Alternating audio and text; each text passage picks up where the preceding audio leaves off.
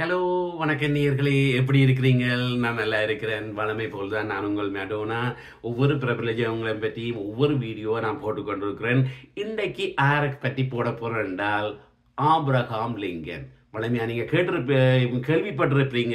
கேள்விப்படாதவர்களுக்குமான இந்த வீடியோ. இந்த Abraham Lincoln யார், அவற்றை வாழ்க்கை வரலாறு எப்படி அமைந்தது என்றதை பற்றி தான் இந்த என் காணொலியில் இருக்க போகுது. இவர் முதல் ஆரம்பத்தில் இருந்து பார்ப்போம். அவர் பிறப்பு 1809ஆம் ஆண்டு பிப்ரவரி 12ஆம் தேதி தான் அவற்றை பிறப்பு. அவற்றை இறப்பு 1865. இவர் செய்த சாதனைகள், இவர் ஐக்கிய அமெரிக்காவின் 16வது குடியரசு தலைவராக இருந்தவர் தான் ஏப்ரகாம் லிங்கன்.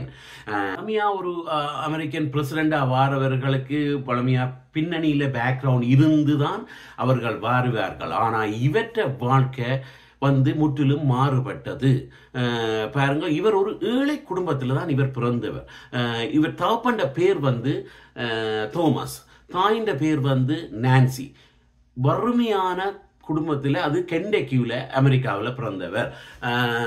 அந்த வறுமையால வாழ்ந்தவர் தான் இந்த ஆபிரகாம் லிங்கன். தனது பள்ளி படிப்புக்காகவே இவர் தகப்பன் தச்சு வேலை செய்து கொண்டிருந்தவர்.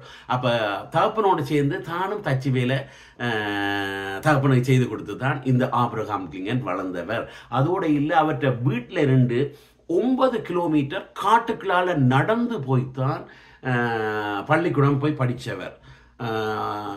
அதை கொண்டு அந்த டைம்ல எல்லாம் அவருக்கு படிக்கலாம் போயிட்டு, ஏனெண்டா வீட்டில் வறுமை காரணமாகவும் படிக்கலாம போயிட்டுது. அதை மீறி அவர் 9 கிலோமீட்டர் காட்டுக்களால் நடந்து போய் தான் பள்ளிக்கூடம் போய் வீட்டை படித்தவர் இந்த ஆபிரகாம் லிங்கன். இவற்றை சுவாபம் அவர் சின்னல இருந்தே மற்ற ஆக்களோட கவர்ற தன்மை இருக்கு. பேசி பழகிற தன்மை, இன்னொரு ஆளுக்கு ஹெல்ப் பண்ண வேணும், உதவி செய்யணும் என்ற மனப்பான்மை கொண்டவர் தான் இந்த ஆபிரகாம் லிங்கன். ஹெல்ப் பண்றது, மற்றது ஆக்களுக்கு கதைகள் சொல்லி சிரிப்பு காட்டுறது, அப்படிப்பட்ட குணாதிசயங்களை கொண்டவர் தான் இந்த ஆபிரகாம் லிங்கன். இந்த குணாதிசயம் பெற்றவர் ஒரு முறை ஒரு சந்தைக்கு செல்லுகிறார். அங்கே கருப்பினத்தவர்கள் அடிமைகளாக விற்கப்படுறதை பார்க்கிறார். அதாவது அந்த டைமில் அடிமைகளில் விற்று வாங்குறது, அவர்களை சங்கிலியால் கட்டி கொடூரமாக அடிக்கப்படுறதும், அடிமைக்காக காசு கொடுத்து வாங்குறதும், அப்படிப்பட்ட ஒரு கொடூரமான விஷயத்தை சந்தையில், அதாவது ஒரு கருப்பினத்தவர்களை அடிமைகளாக வாங்குறத பார்த்த உடனே இவ அண்டையில இருந்து இவற்ற மனம் மாறிவிட்டது.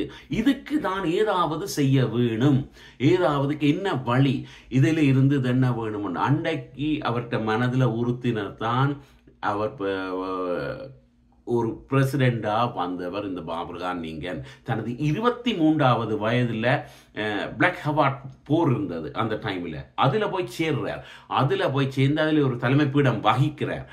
இதுக்கு எல்லாத்துக்கும் ஒரு நல்ல வழி அவரால் யோசித்தது, ஓகே, நான் அரசியல் துறைக்கு போக வேணும், போனால்தான் இந்த அடிமைகள் ஒடுக்கப்படுகிறத ஒழிக்கலாம் என்று முடிவு எடுத்தவர். திருமண வாழ்க்கையை பற்றி பார்த்தா 1833 மேரி என்ற பெண்ணை காதலித்து திருமணம் முடிக்கிறார். அவற்றை சோகமான விஷயம் என்னென்ன, 2 ஆண்டுகள் கழித்து அவர் இறந்து விட்டார். அதுக்கு பிறகு 7 ஆண்டுகளுக்கு பிறகு மேரி என்றவாவை திருமணம் முடிக்கிறார். திருமணம் முடித்து அவர்களுக்கு 4 ஆண் குழந்தைகள் இருக்கிறது. பாருங்கள், இவ்வளவு வறுமையிலும் அவர் செய்த சாதனைகள். 22 வயதுல ஒரு ஒரு ஒரு ஒரு அலுவலகத்தில் குமாஸ்தாவாக வேலை செய்தவர். அதுக்கு பிறகு ஒரு கடையை வாங்கி பிஸ்னஸ் ரன் பண்ணுவோம்னு செய்தார். அந்த கடையை அவரால் செய்ய முடியவில்லை. அதையும் விட்டுட்டு பிறகு போய் ஒரு போஸ்ட் ஆஃபீஸில் ஒர்க் பண்ணுறார். அதுக்கு பிறகு தான் இந்த நான் சொன்ன மாதிரி தான் இதுக்கு எல்லாத்துக்கும் தீர்வு தான் அரசியலுக்கு வர வேணுமென்று தான் ஒரு வழக்கறிஞனாக தானாவே படித்து, கஷ்டப்பட்ட நிலையில படித்து ஒரு வழக்கறிஞனாக அதுக்கு பிறகுதான் அவர் 1847 இருந்து 1849 ஆண்டுகளில் அமெரிக்க நாடாளுமன்ற உறுப்பினராக பணிபுரிந்தவர். அது இப்படியெல்லாம் சாதனை படைத்தவர். அவர் இறப்பு பாருங்கள். அவருக்கு நாடகம் என்றால் ரொம்ப பிடிக்கும். தனது மனைவியோட கசின் என்ற ஒரு டிராமா நாடகத்தை பார்த்து ரசித்து கொண்டிருக்கிறார். அந்த நேரத்தில் அதில் நடிகனாயிருந்த ஒரு ஜோன் பூத் என்றவர் துப்பாக்கியால் சுட்டு அவர் அடுத்த நாள், அன்னைக்கு ஒரு வெள்ளிக்கிழமை, அடுத்த நாள் அவர்கிட்ட இறப்பு நடைபெறுகிறது பாருங்க. ஒரு டிராமாவை பார்த்து ரசித்து கொண்டிருக்கல சுடுவாங்கி செத்தவர் தான் இந்த ஆபிரகாம் லிங்கன். இறப்புக்கு பிறகு அவர் என்ன நடந்து, அவர் இந்த கருப்பினத்தின் இன ஒடுக்கலை, அடிமைத்துவத்தை ஒழிக்க வேணும் என்று தான் அவற்றை போராட்டம் புரட்சி இருந்தது. அதனால தான் அவர் பிரசிடண்டாக வந்தவர். இன்ற வரைக்கும் அவருக்கு நினைவு சின்னங்கள் நிறைய அமெரிக்காவில் வைக்கப்பட்டிருக்குது. அதோடு அவற்றை சிலையும் வாஷிங்டனில் வைக்கப்பட்டிருக்குது. அமெரிக்காவில் உள்ள சில சின்ன சின்ன நகரங்களுக்கு கூட அவற்றை பேரை சூட்டி வைத்திருக்கிறார்கள். பாருங்கள், இவ்வளவு அந்த சாதனை படைத்தவர்.